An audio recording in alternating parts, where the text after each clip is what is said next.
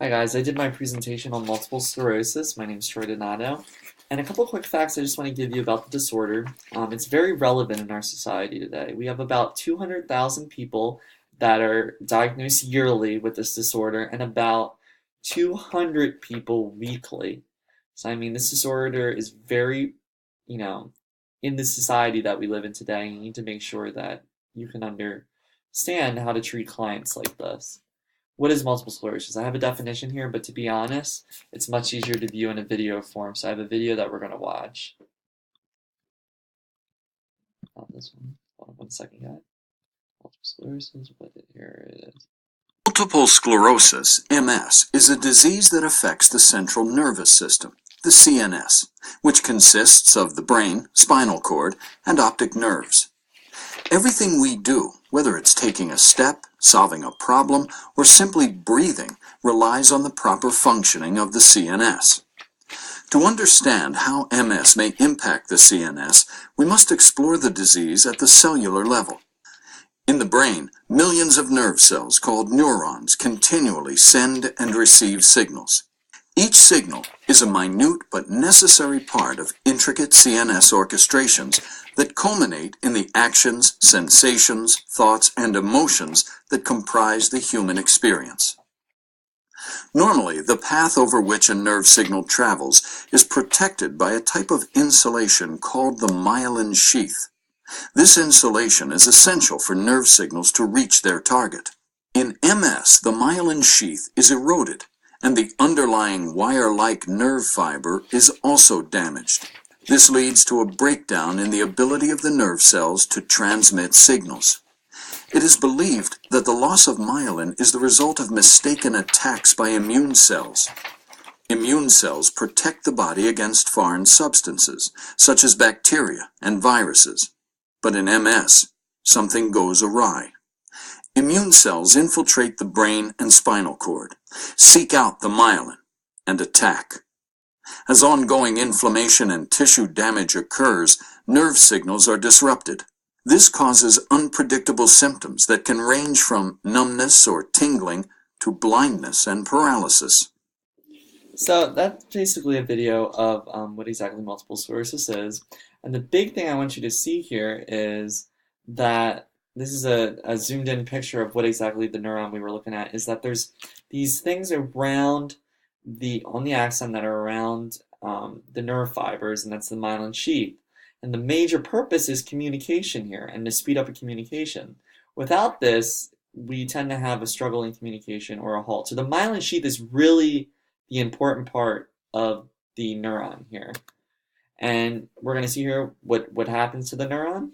Once again, destroys the myelin sheath. Without the myelin, you're going to get all these things. You're going to get underlying nerve fiber, you're going to get damage along the nerve, and then the slower halt of conduction, which means the communication between the neurons. Once again, harping on the multiple sclerosis demyelination. This one is the myelin sheath, okay, healthy, decayed, scarred, okay. This is what would be in a multiple sclerosis patient. Someone that has not very good communication because of this demyelination here. Okay, what exactly causes the destruction of the myelin sheath? You have T cells, okay? And if we look at this video that I have with the T cells, you're going to see the T cell comes in, it's going to attack the myelin sheath, pretty much ripping it to shreds and giving access to the nerve fiber. This is big because these T cells, which are easily seen right here and here, tend to be ones that will destroy and halt communication between these neurons. And that's one of the big reasons why someone gets multiple sclerosis. It's an immune system. It's an immune disorder, some may say. But there's other factors that can kind of, come into this. You have one that's, vitamin D. People that live closer to the equator tend to have more multiple sclerosis. Smoking, tend to have more. Infectious. Anything that heightens the immune system. It all goes back to this immune system. And genetic, this is something that, research has been done. Genetic studies, they say, if one person in the family has multiple sclerosis, there is a chance that there's a higher rate that families are going to have more than one person with this disorder. So it's very genetic as well. Here are some symptoms. I'm not going to read them off, but you know that it's essentially going to happen all over the body. You're going to have muscle spasms, you're going to have depression, mental changes, loss of sensation, limb weakness. I mean, these are the big ones in bold, and essentially underneath are what exactly is going to happen is in that category. And you can kind of look at that. And, you know. So, how do we diagnose this disorder? Because, you know, all the time, it's not something that's immediately going to knock you off your feet. An MRI is a good way to start. People that have MRIs, it can be easier seen. There's a couple other tests that are done. There's a spinal tap. It shows, you know, communication throughout the body. It's a CNS type thing. The spine is in the CNS. And basically, it will show any important clues through the spinal fluid of MS, you know, about MS. And the big one here is the evoked potential test. It's a pretty painless test from the research that I've looked at. And it shows that it can measure electrical activity in the brain and essentially see whether, you know, it communicating along the axon. And if it's not, is that myelin sheath destroyed? What are the effects on multiple sclerosis on this exercise? The big one is you're going to have a major decrease in muscle performance. And another thing that you need to be precautious of is that these people are, you know, might be on some medications that lower their blood pressure because their heart rate and blood pressure will tend to go up with work rate, you know. So you got to be careful because not all the time they might be on a beta blocker that might cause them their heart rate, you know, not to go up like it should. But the big thing to remember here is when you're doing looking at individuals with multiple sclerosis, you need to know that they have lower isometric and isokinetic force production. So in the quad, you know, it's going to be much lower than someone, you know, with age or sex that don't have MS. So it's a disorder where you can't compare or use the same statistics that non people with MS don't have or that have MS. Medications. Medications are big. Immunosuppressive drug. Immune system again. We're going back to those T cells. If they have this disorder, this has been known to reduce the immune response, reduce those T cells from attacking the myelin sheath. Steroids. Steroids have been known to, you know, reduce inflammation. They've been known for tissue growth and repair. So, I mean, it's a very effective drug if they're looking for some drugs to give. But, you know, there's so many things that go into this disorder that drugs can't simply be the issue. You need fitness as well. Case study. Here we go. So, we have a patient here that has three big ones. The sedentary lifestyle, the BMI at 32, and the high blood pressure there. And they have multiple sclerosis. His main goal is just to become more fit. So it's a pretty basic goal because we don't want to make it too complicated here. And he has three huge risk factors. And that makes him at a high risk patient. And he's also on a beta blocker, like I said. And, you know, he can be on any other medications that would help. What are the special considerations? They have spastic muscles. So it's very important that you know that they have limits.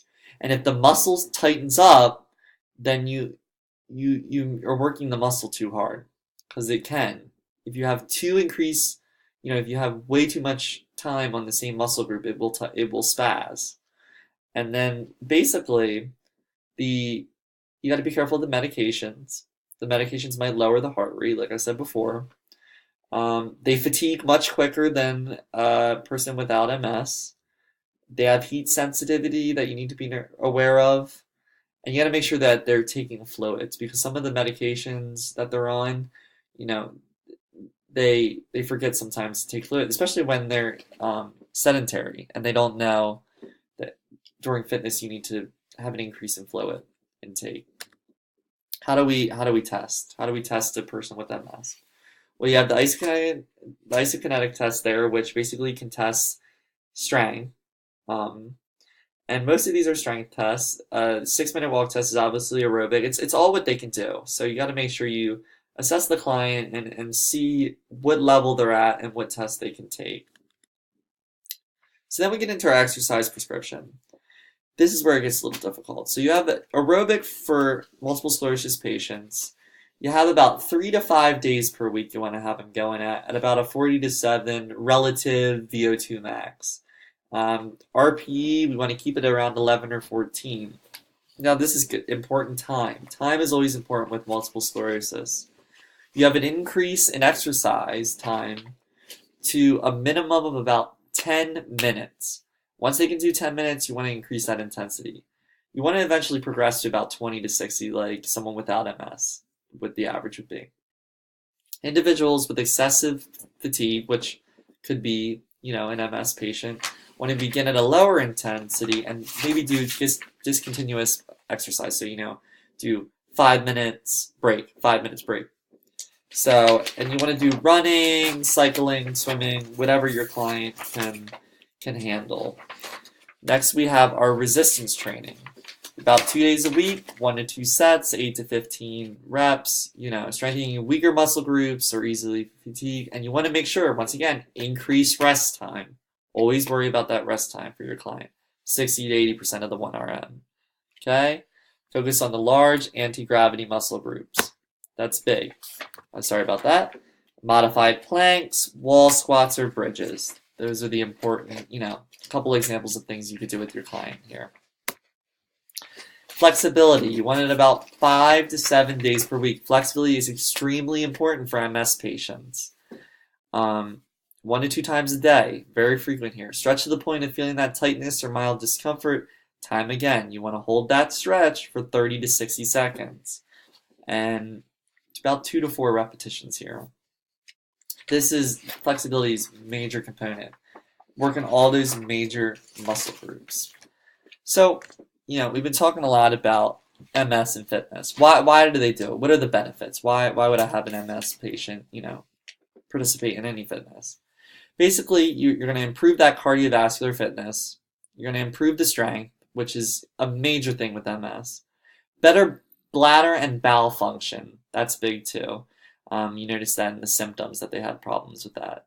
They're going to have less fatigue because the more you work out, you're going to get less fatigue. And, exercise, as we've learned, has endorphins that are going to, help with depression and essentially have a more positive attitude on life. There's going to be an increase in social activities. People with MS tend to have, they want to be distant from society. They don't want to really talk because of the depression and the fatigue, and they're just very tired all the time. They're also going to have an increase in cognitive function, which has been correlated with exercise, and that's the big thing. If we can get an increase in cognitive function, we can really, get those action potentials down that axon, and essentially have better communication. And this can all be essentially done through exercise, and that's why it's extremely important for these MS patients to have exercise in their regimen. And here are the references, and basically all I have to say at the end is essentially, encourage them. Make sure that they're having fun. Always find ways, because, these people with multiple sclerosis don't necessarily always want to work out. And you want to make sure that you're always trying to get them to work out, because at the end of the day, it's really going to help them and really, change their lives in ways that you couldn't even possibly imagine. So anyway, thanks for watching.